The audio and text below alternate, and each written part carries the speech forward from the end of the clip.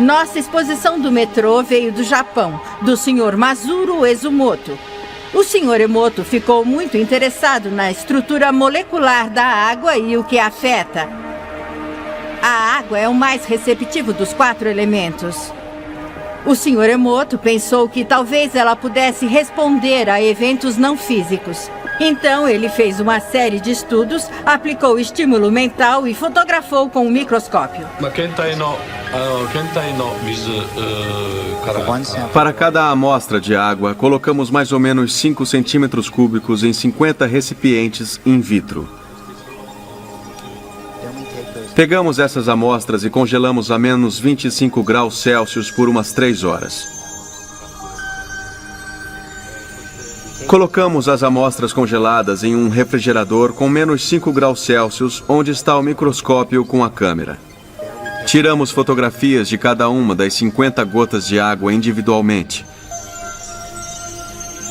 Primeiro fotografamos a água em que não colocamos nenhuma informação. Depois pegamos a água com informação e fizemos o processo já descrito. Tiramos as fotos de antes e depois e comparamos as diferenças. Quando projetamos a sensação de amor e agradecimento na água, ela se transformou no mais lindo cristal. Nessas horas, acho que a água está em paz. Times like this, I think water is at peace. Esta é a foto da água da represa de Fujiwara. E esta foto é da mesma água, depois de receber uma bênção de um monge do Zen budismo.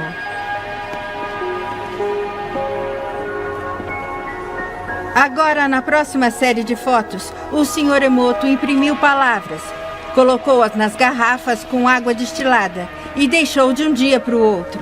Esta foto é da água destilada pura. Essa é sua essência. As próximas fotos, como podem ver, são todas diferentes. Esta é o Ki do amor. Vamos nos aproximando aqui do obrigado. E pode ver onde ele colocou as palavras aqui no vidro. Se soubessem ler japonês, já saberiam disso. Agora o Sr. Emoto diz que o pensamento ou a intenção é a força que guiou tudo isso.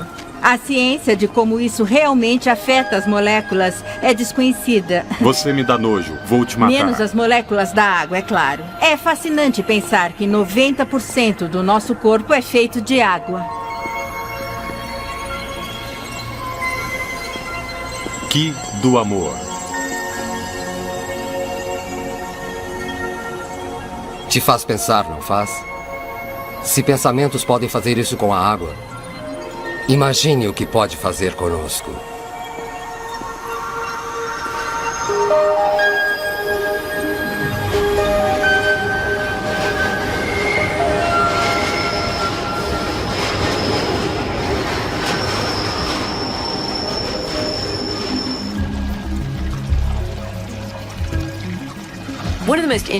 Um dos experimentos mais interessantes com geradores de eventos ao acaso aconteceu quando já tinha acabado o tempo. Alguns investigadores de Princeton e outros resolveram tentar ver se poderiam ou não afetar uma máquina de acaso depois dela ter funcionado. Então mudaram. Ao invés de ter um computador com uma tela, tinham uma situação computadorizada com fitas de áudio.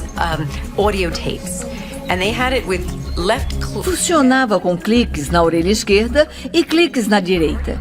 E tinham feito isso sem ninguém ter escutado. Já tinha funcionado uma vez. Colocaram em um cofre e deram a fita que tinham gravado a um participante e disseram: leve para casa, escute e faça mais cliques na orelha esquerda do que na direita. E mande essa intenção. Eles receberam a fita e escutaram. E escutaram a do cofre também e descobriram que eram a mesma. As duas tinham mais cliques na esquerda do que na direita. Então o que estava acontecendo? Não foi só a pessoa participante que afetou a fita no momento em que estava escutando. Seu pensamento e sua intenção moveram a linha do tempo para trás e afetaram no momento em que foi gerada. A maioria das pessoas não afeta a realidade de um modo consistente e substancial porque não acredita que pode. Como observamos o mundo à nossa volta é o que volta para nós. E a razão da minha vida estar carente de alegria e felicidade é porque falta eu dirigir o meu foco para essas coisas exatamente. Se somos vítimas, devemos nos perguntar: eu tenho uma mentalidade de vítima? Se estou constantemente encontrando infortúnio, acidentes e tragédias, talvez seja porque minha mente esteja na sintonia de aceitar que é assim que é a vida. E isso acontece. Por que eu não consigo alcançar as coisas? Por falta de concentração. Perde-se a concentração a cada 6 ou 10 segundos por minuto. Quando alguém quer se concentrar de verdade, quer a limpeza da mente. É por isso que os velhos professores esotéricos ensinam as pessoas a se concentrar numa chama de fósforo, na verdade. Você aprende a trazer a atenção para um canal muito afiado e a densidade de energia fica maior. A mente é estruturada em camadas, assim como o universo, do superficial ao profundo. Se usarmos a mente em um nível muito superficial do pensamento comum, temos um poder limitado. Mal conseguiríamos tirar um pó da mesa sem usar as mãos, de tão fraca que a consciência pode ser. Mas no nível mais profundo, ela cria o universo.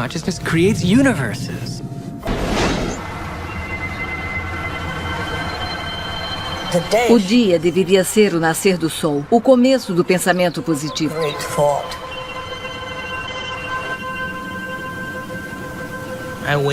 Acordo de manhã e crio o meu dia do jeito que quero que seja. Algumas vezes minha mente fica analisando as coisas que preciso terminar.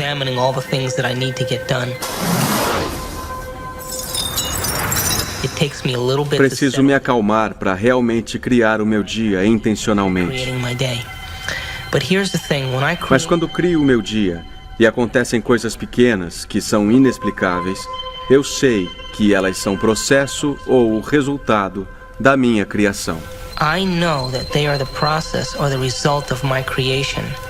Quanto mais faço isso, mais construo uma rede neural no meu cérebro, mais aceito que isso é possível. Isso me dá força e incentivo para fazer no dia seguinte. Criamos nossas realidades e fazemos isso porque somos os observadores. Cada um de nós é o observador da sua própria realidade e cada consciência individual cria a sua realidade do jeito mais incrível. Meu filho Evan, que é físico, diz que é uma coisa cumulativa. Por exemplo, hoje à tarde tem Super Bowl. E a realidade dos Eagles é diferente dos Patriots. E só uma dessas vai se tornar real. Tem alguma coisa cumulativa. É um modelo de interferência. Se continuarmos com a física quântica, a pessoa comum poderá entender que a nossa observação tem um efeito direto em nosso mundo. Se as coisas ficarem simples, as pessoas podem entender o negócio. Podem praticar a habilidade da observação. O mundo subatômico responde à nossa observação, mas uma pessoa perde a atenção a cada 6 ou 10 segundos por minuto. Isso não é muito espaço para se prestar atenção. Como o grande pode responder para quem não tem a habilidade de focar e se concentrar? Talvez sejamos pobres observadores, talvez não tenhamos dominado a habilidade de observar e talvez estejamos tão viciados no mundo externo e a reagir aos estímulos do mundo externo que o cérebro começa a trabalhar como resposta ao invés de criar. Se tivéssemos o conhecimento, o entendimento e a instrução adequadas, poderíamos medir a resposta que teríamos na vida. Se você faz o esforço de se sentar e projetar uma nova vida e faz disso a coisa mais importante, e se passar um tempo do dia alimentando isso como um jardineiro rega a semente, você terá frutos.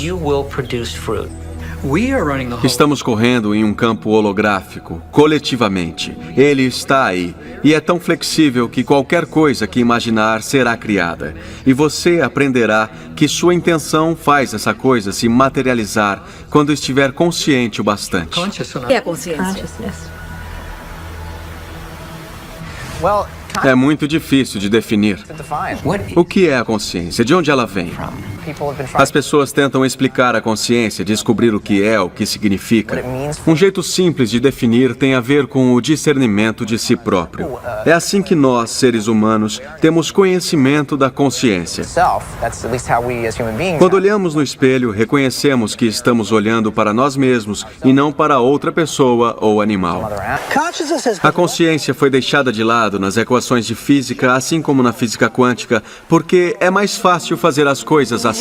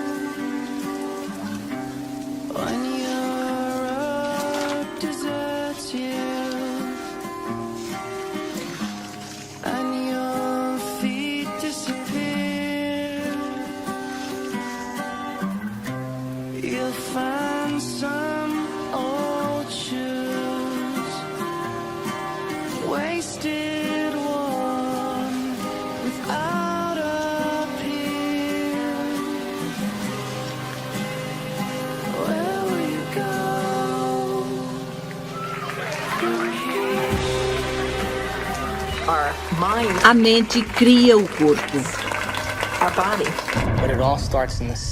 Tudo começa na célula. E quem dá as ordens para as células? As ordens vêm das redes neurais do nosso cérebro, que é baseada nas experiências e nas informações que mandamos para lá.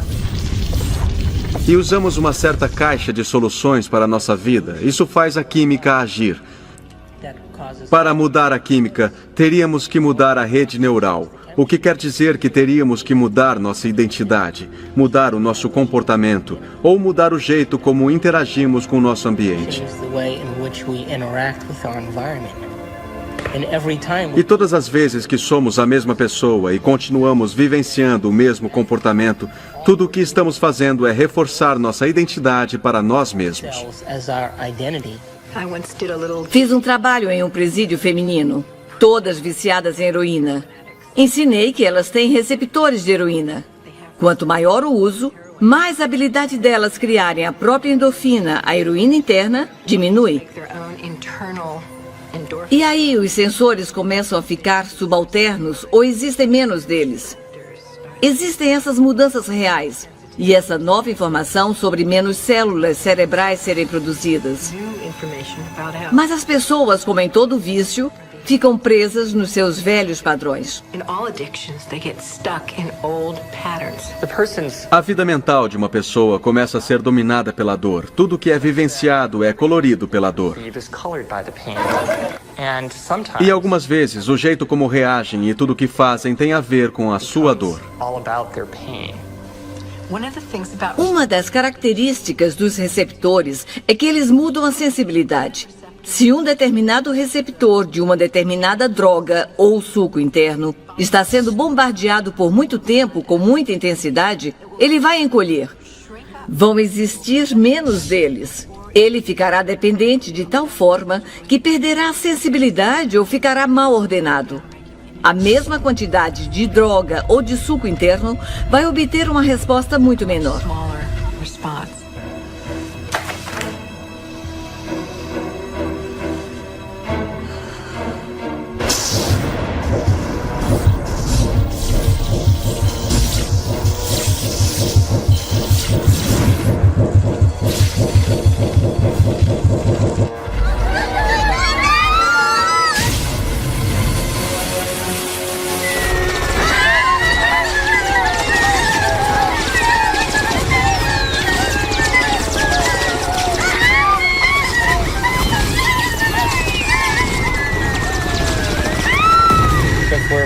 Se as células estão sendo bombardeadas pelo mesmo comportamento e pela mesma química várias vezes no cotidiano, quando a célula decide se dividir, produz uma célula irmã ou uma célula filha. E na próxima célula vai ter mais receptores para esses peptídeos neurais emocionais em particular e menos receptores para vitaminas, minerais, nutrientes, troca de fluido ou até para descartar a sobra de produtos ou toxinas. O envelhecimento é resultado de produção imprópria de vitamina. Quando envelhecemos, a pele perde elasticidade. Elastina é proteína. Não digerimos bem nossas enzimas. O que acontece com o nosso fluido sinovial? São proteínas. Ficamos frágeis e rígidos. Nossos ossos ficam finos. O envelhecimento é resultado de produção imprópria de proteína. Será que importa o que nós comemos? A nutrição afeta a célula que não tem mais lugar para receptores depois de 20 anos de abuso emocional, até para receber ou deixar entrar os nutrientes que são necessários para a saúde dela?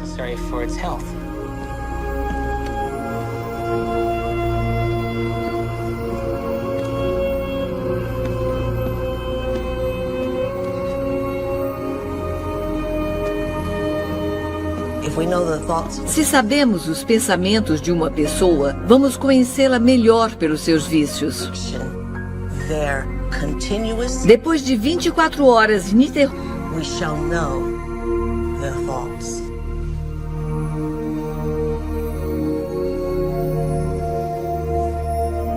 eu te odeio.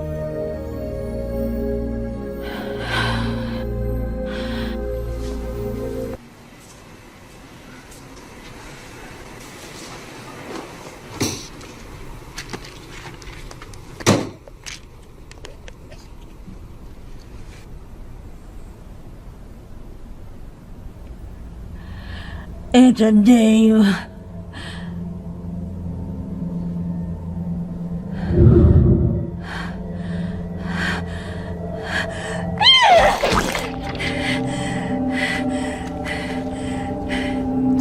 Idiota! Isso é ruim! Olha pra você! Venha! Vai lá! Ficando velha! Ficando velha! Eu te odeio!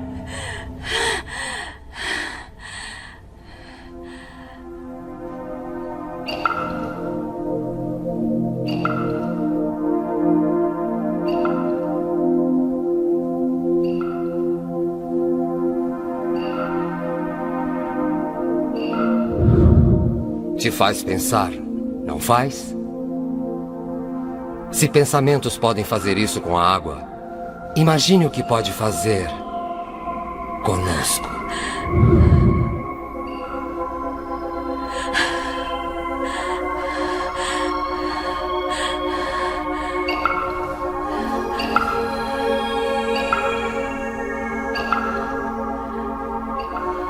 No one has ever came along. Melhor. Existem Existem dados agora que mostram que quando as pessoas são viciadas, seja em cocaína, heroína, nicotina, álcool, todas parecem compartilhar de uma propriedade de bloquear o crescimento das novas células cerebrais. E isso pode ser completamente revertido quando o consumo de drogas acabar. Ai, pipoca. Se você não vê a armadilha, passará maus bocados até enxergá-la. Porque se não enxergar, é o seu único jeito de aprender, de entender uma coisa nova.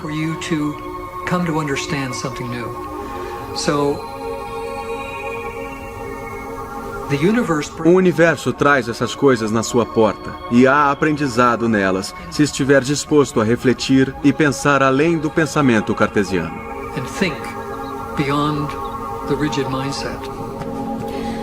Posso? Nossa! Empresta a pasta de dente?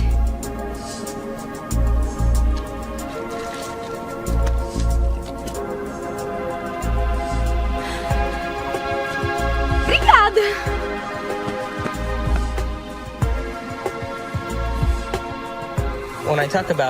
Quando falo de desaparecermos, não digo fisicamente.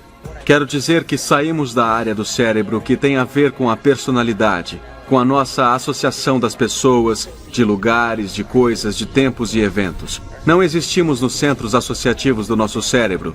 Isso reafirma a nossa identidade. Reafirma a nossa personalidade.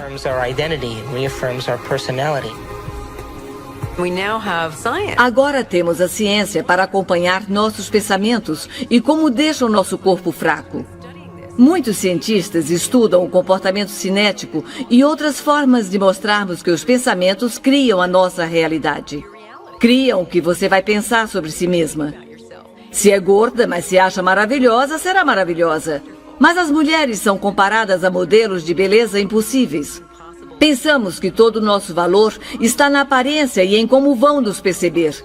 Sempre somos colocadas contra padrões impossíveis. Elas ficam tão hipnotizadas pelo ambiente, pela mídia, pela televisão, com as pessoas vivendo e criando os ideais que todo mundo se esforça para ter e ninguém consegue em termos de aparência física, nem em definição de beleza e valores. Eles são ilusões.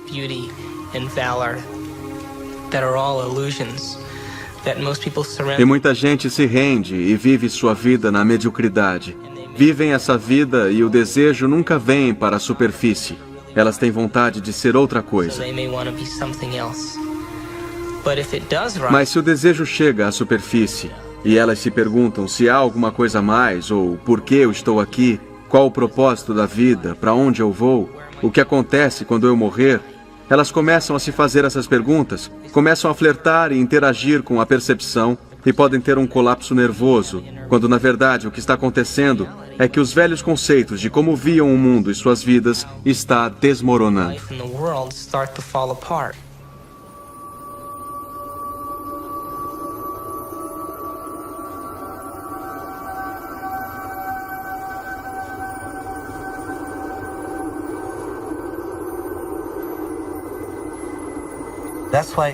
É por isso que pouca gente entra nessa viagem, porque é desnorteador.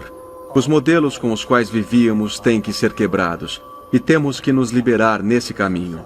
E algumas vezes existe um período confuso entre o conforto que conhecíamos antes e o real estado do conforto quando nos tornamos senhores da nossa existência, que chega depois do caos.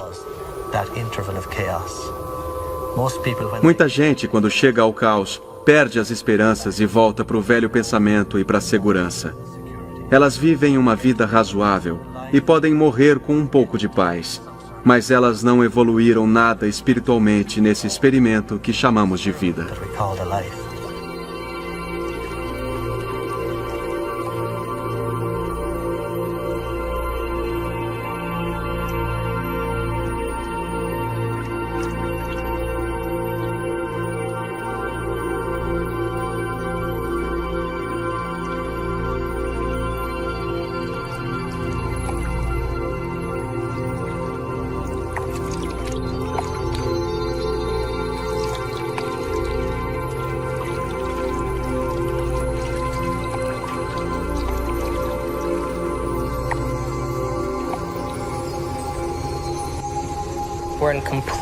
Estamos em um território novo no nosso cérebro.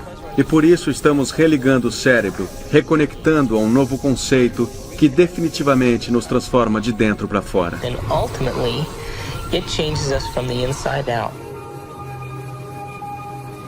Se eu mudar de ideia, mudarei minhas escolhas. Se mudar minhas escolhas, minha vida vai mudar. Por que eu não posso mudar? No que eu sou viciado? O que quimicamente eu vou perder?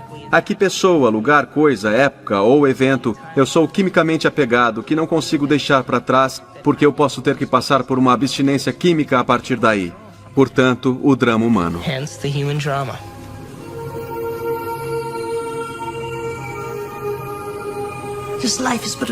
A vida é como uma página em um livro enorme, na qual a própria criação de novos sonhos, onde somos deuses ambiciosos.